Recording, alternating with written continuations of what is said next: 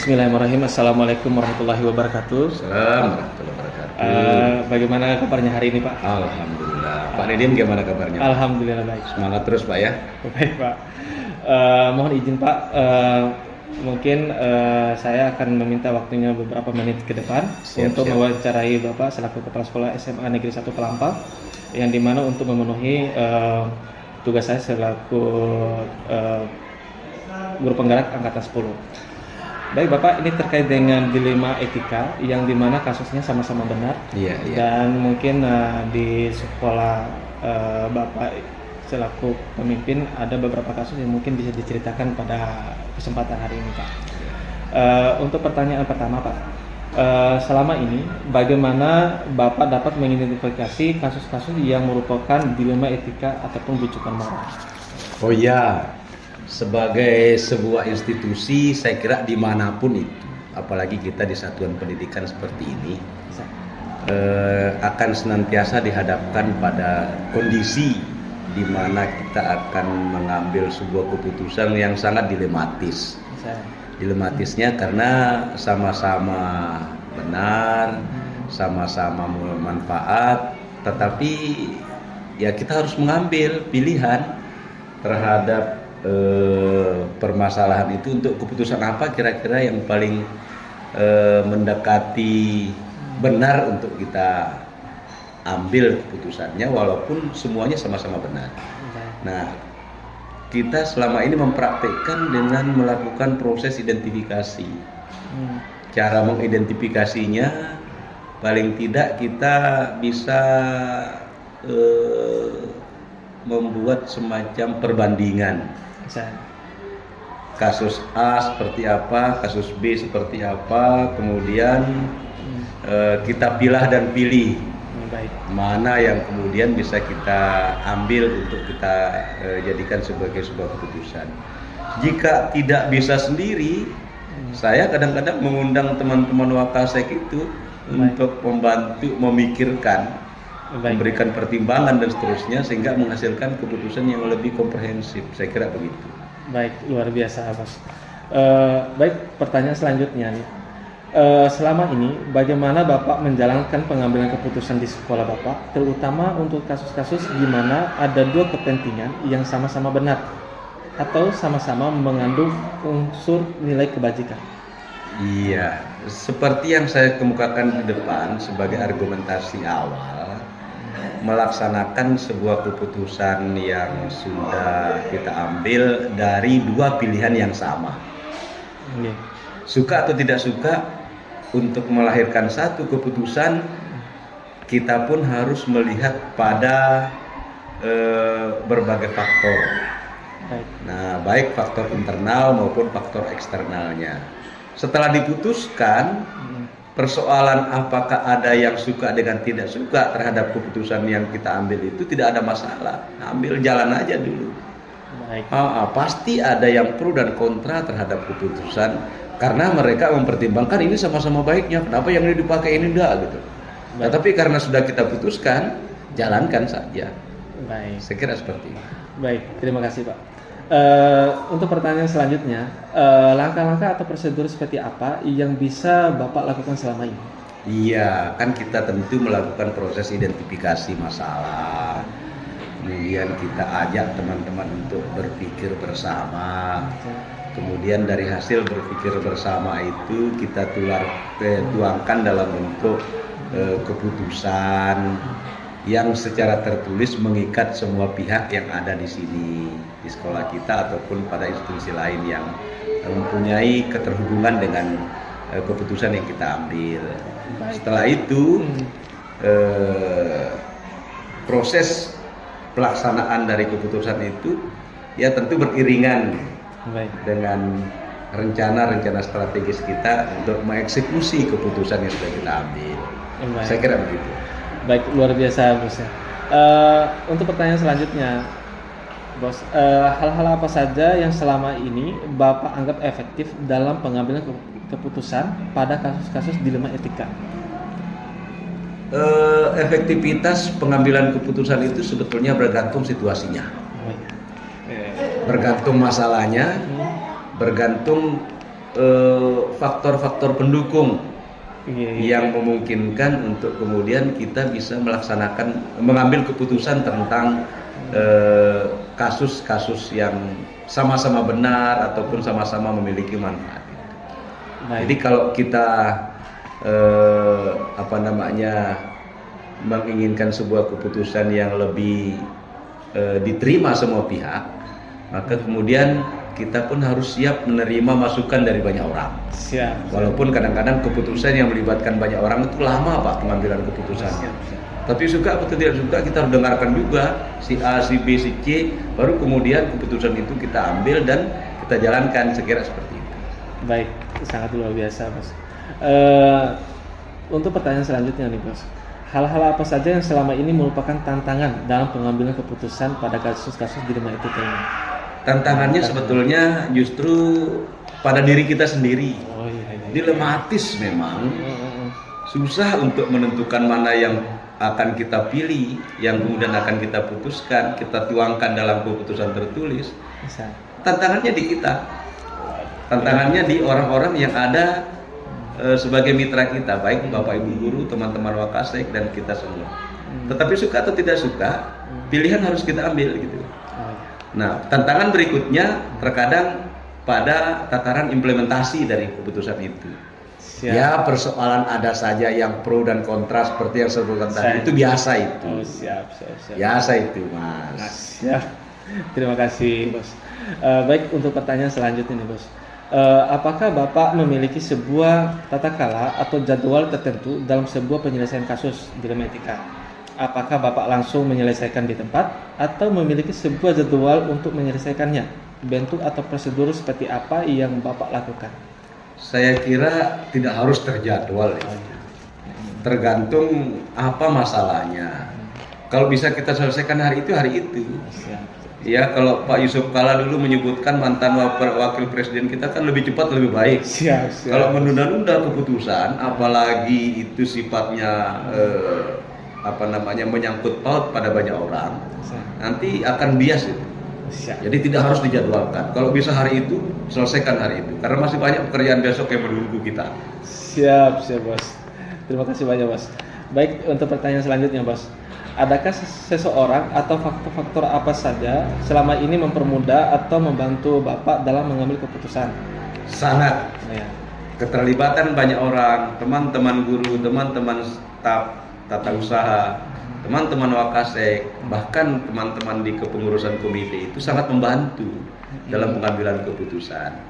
Boleh jadi dalam pikiran kita ini yang akan kita pilih, tetapi ketika kita minta pendapat dari teman-teman yang lain, boleh jadi pilihan yang paling menyamankan kita semua itu adalah pilihan C atau B atau pilihan A atau B gitu. Jadi tetap harus ada semacam kolaborasi antara berbagai pihak. Baik. Karena pikiran banyak orang biasanya lebih komprehensif untuk bisa kita laksanakan sebagai sebuah keputusan. Baik, luar biasa, Bos. Ini pertanyaan terakhir, Bos. Dari semua hal yang telah disampaikan, pembelajaran apa yang dapat Bapak petik dari pengalaman Bapak mengambil keputusan di dunia etika? Yang paling menarik dan paling manfaat itu adalah bagaimana kemudian kita melibatkan banyak orang. Pikiran banyak orang itu semakin menambah hasanah berpikir kita. Pikiran kan sering kita ajak teman-teman diskusi kan. Nah dari situ pikiran A, pikiran B, pikiran C itu menambah wawasan kita semakin berkembang gitu. Kemudian akan terasa jika ke besok lusa ketemu masalah yang sama atau masalah yang berbeda, kita sudah punya referensi untuk kita melakukan sebuah pengambilan keputusan. Baik. Manfaat sekali itu. Baik, Pak. Terima kasih, Bos. Mungkin dengan berakhirnya pertanyaan tadi, maka berakhir pula untuk sesi wawancara pada kesempatan hari ini. Dan terima kasih banyak atas kesempatannya dan ilmunya, Bos. Mungkin ini akan menambah wawasan saya juga, dan mungkin kedepannya ketika saya menjadi seorang pemimpin nanti banyak hal yang mungkin saya dapatkan dari Bos pada hari ini yang insya Allah saya akan implementasikan ke depannya. Amin. Terima kasih Bos atas kesempatannya dan sehat selalu. Wabillahi taufiq hidayah. Assalamualaikum warahmatullahi wabarakatuh. Waalaikumsalam warahmatullahi wabarakatuh.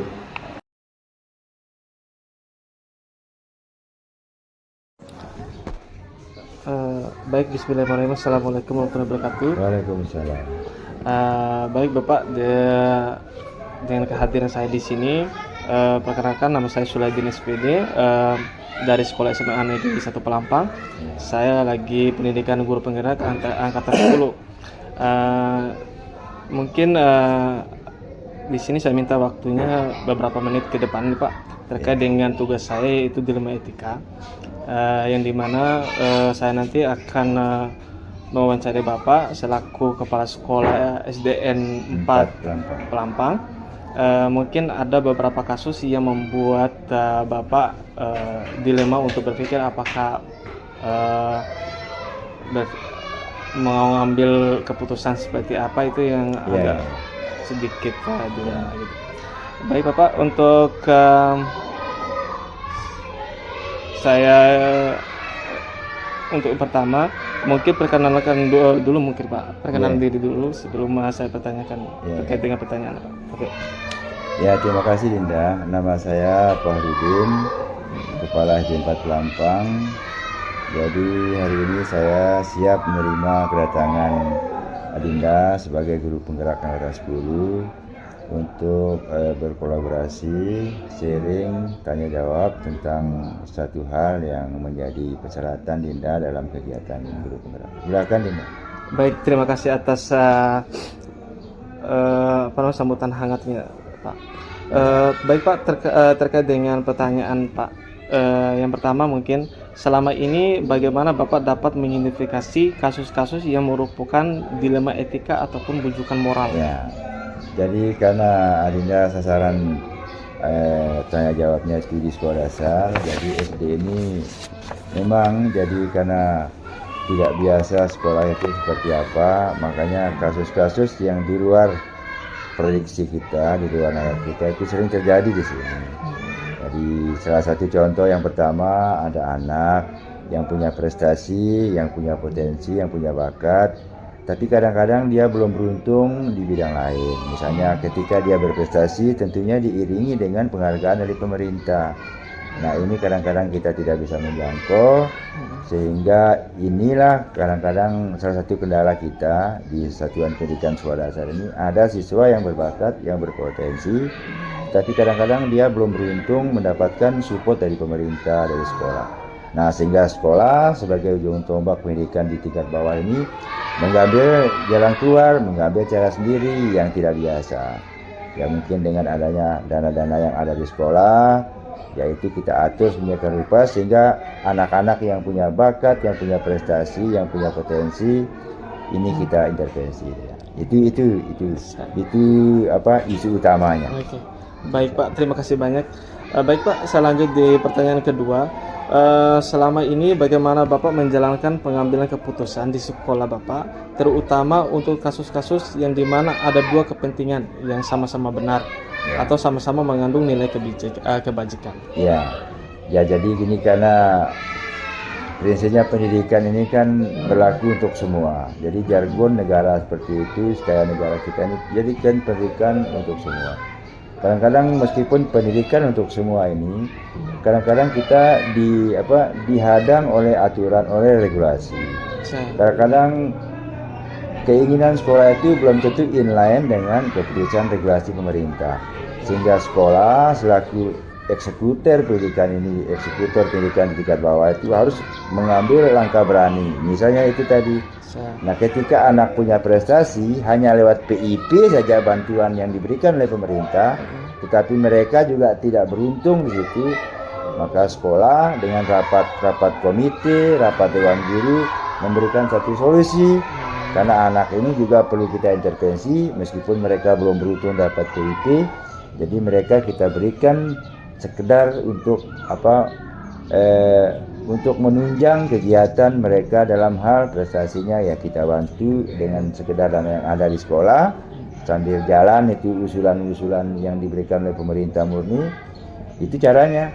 Nah, jadi sekolah dengan dana-dana yang ada, ya kita buat kesepakatan dengan komite, kita buat kesepakatan dengan dewan guru, karena kita melabrak regulasi yang ada, tetapi anak ini perlu diberikan bantuan.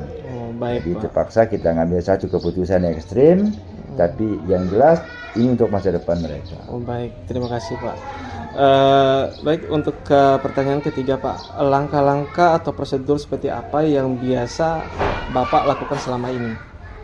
Oh ya, tentang kasus seperti ini. Iya, kasus ini. Ya, jadi anak-anak ini kan di sekolah ini kan sekarang sedang digali potensi bakat minatnya mereka. Jadi ada yang digali di bidang olahraganya, di bidang seninya, di bidang akademiknya. Nah, kebetulan SD 4 itu karena mereka ini punya kelebihan di bidang olahraga sesuai dengan visi misi kita.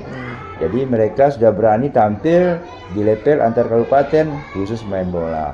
Nah, di situ di bidang sepak bola anak-anak ini ternyata setelah digosok ya kayak berlian, mereka bersinar, ternyata punya potensi, dikenal juga oleh masyarakat lain karena anak ini punya kelebihan di bidang sepak bola. Nah, sehingga diasah, digali, dilatih. Nah, sampai sekarang mereka itu ya menjadi pemain handal walaupun dalam level kecamatan. Masya Allah. Nah, jadi oleh karena itu anak-anak seperti ini ya yang harus kita intervensi. Ya tidak salah. Anak-anak ini kita berikan support apapun dana yang ada kalau yang bakal kekurangan, apalagi mereka datang dari latar belakang ekonomi yang berbeda. Ada yang mampu, ada yang tidak mampu. Nah, yang tidak mampu inilah yang kita support dengan dana yang ada di sekolah, tapi mereka dapat prestasi yang baik. Jadi tidak salah ini. Ya, baik Pak. Terima kasih Pak. Baik Pak, untuk selanjutnya pertanyaan keempat, hal-hal apa saja yang selama ini Bapak anggap efektif dalam pengambilan keputusan? Ya, jadi hal yang efektif yang kita anggap efektif dalam mengambil keputusan ya karena teman-teman komite juga menyetujui, merespon dengan baik. Jadi semua yang kita ajukan, alternatif solusi yang kita berikan, jadi guru dan komite itu luar biasa menyambutnya. Ya mungkin karena sudah connect dengan kemauan sekolah, kemauan masyarakat dengan kemauan teman-teman guru sebagai pembina ekstrakurikuler. Jadi alangkah efektifnya ini karena mereka juga ikut merasakan ini. Bahwa ketika langkah ini kita ambil, jadi sudah tepat bagi mereka ya karena sasarannya tepat. Karena anak-anak yang punya potensi tetapi belum beruntung dalam hal mendapatkan bantuan pemerintah. Baik Pak, terima kasih banyak Pak. Selanjutnya Pak, untuk pertanyaan selanjutnya, hal-hal apa saja yang selama ini merupakan tantangan dalam pengambilan keputusan? Ya, tantangan pertama memang jelas. Karena yang pertama itu kita melanggar regulasi yang ada. Ya kalau tidak salah, karena dana di SD itu hanya bersumber dari satu-satunya itu BOS, bantuan operasi sekolah yang di dalam penggunaannya itu jelas punya regulasi. Jadi kadang-kadang 13 item yang diwajibkan dalam penggunaan dana BOS itu ketika masuk ke sekolah itu regulasi, kadang itu sering tidak tepat sasaran. Yaitu tadi dana BOS hanya dengan kegiatan sehari-hari, belanja barang dan jasa, langganan dan sebagainya, listrik dan sebagainya. Tetapi untuk bantuan siswa miskin atau bantuan siswa yang kurang beruntung kadang-kadang di BOS itu tidak ada karena sudah diatur dengan anggaran lain di kementerian. Nah, tiba-tiba mereka juga anggaran PIP tidak dapat, maka satu-satunya cara sekolah untuk memberikan semangat untuk supaya anak ini bisa meniti masa depannya dengan baik sesuai dengan bakat potensinya dan sebagainya, maka satu-satunya walaupun kita langgar regulasi sedikit, tetapi anak ini perlu dibantu dengan dana BOS yang ada di sekolah. Karena satu-satunya anggaran sekolah itu berasal dari BOS. Baik, terima kasih Pak. Itu sangat luar biasa Pak. Baik, untuk pertanyaan selanjutnya nih Pak, apakah Bapak memiliki sebuah tata kala atau jadwal tertentu dalam sebuah penyelesaian kasus dilema etika?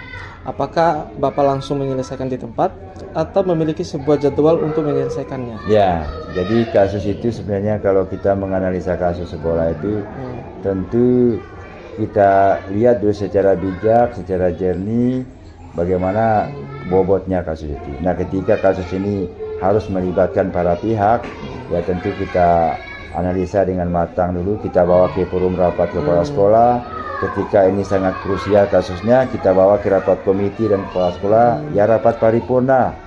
Ya ketika kasus-kasus ringan seperti kasus anak-anak yang menghadiri sekolah, ya mungkin bisa kita selesaikan ya day to day hari-hari. Tapi ketika kasus ini sangat krusial terjadi di sekolah, mungkin ada gejolak konflik dan sebagainya dengan lingkungan masyarakat, ya kita bawa ke forum rapat. Nah, jadi ketika itu kita bawa ke forum rapat, ya komite dan guru kita libatkan, bahkan pihak ketiga yang ada hubungannya dengan sekolah kita ajak rapat untuk menyelesaikan kasus, supaya keberlangsungan sekolah itu tetap ada di tengah masyarakat. Baik Pak, itu sangat luar biasa Pak.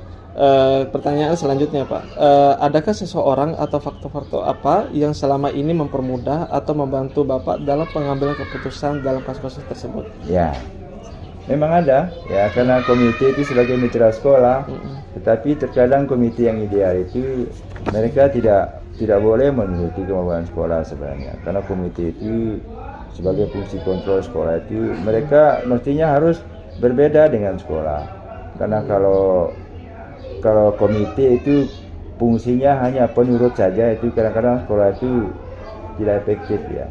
Jadi komite yang kita harapkan ke depan itu betul-betul sebagai fungsi kontrol sekolah, tempat sekolah itu bercermin sebenarnya. Nah, tetapi namun karena komite itu mungkin melihat juga bagaimana gerak-gerik kita, bagaimana progres kita dalam pengembangan pendidikan, tetapi mereka kadang-kadang komite ini maunya sekolah saja. Ya mungkin mereka juga punya dasar ya, karena saya terlalu percaya dengan sekolah sehingga komite itu lebur dengan sekolah jadinya. Yang sebenarnya komite itu paradigma ke depan yang nggak boleh seperti itu. Komite sebagai alat kontrol sekolah, cermin sekolah. Bila perlu komite ini harus kontra dengan pendapat sekolah. Nah, karena kalau semuanya jadi satu koalisi susah ya, karena tidak ada fungsi kontrol jadinya. Jadi kalau komite sekolah yang ideal itu ya harus kontra dengan sekolah. Nggak boleh komite itu nurut sekolah, itu nggak bisa. Sekolah nggak jalan. Siap. Terima kasih Pak. Ini pertanyaan terakhir Pak. Dari semua hal yang telah disampaikan, pembelajaran apa yang dapat Bapak petik dari pengalaman Bapak dalam mengambil keputusan? Ya, pertama, ternyata kebersamaan itu sangat indah. Jadi segala hal yang kita anggap besar kadang-kadang jadi kecil. Suasana yang kadang-kadang kaku ketika komunikasi dengan beberapa pihak kadang-kadang jadi cair. Jadi inti yang kita sampaikan bahwa kebersamaan itu sangat indah. Segala hal yang menjadi PR besar sekolah kadang-kadang itu hanya dengan komunikasi di jalan dengan para pihak yang tepat selesai satu urusan. Jadi dengan adanya komunikasi dan kebersamaan segala hal pasti terselesaikan dengan baik. Baik, amin. Baik Pak, dengan berakhirnya pertanyaan terakhir tadi, maka berakhir pula untuk sesi wawancara ini Pak. Saya selaku guru penggerak, peserta guru penggerak angkatan 10 mengucapkan terima kasih banyak atas waktu dan kesempatannya Pak. Dan saya mendapatkan pengalaman dan ilmu yang sangat luar biasa terkait dengan kasus-kasus dan penanganannya. Dan terima kasih Pak atas waktu dan tempatnya. Wassalamualaikum warahmatullahi wabarakatuh. Waalaikumsalam. Ada mantap.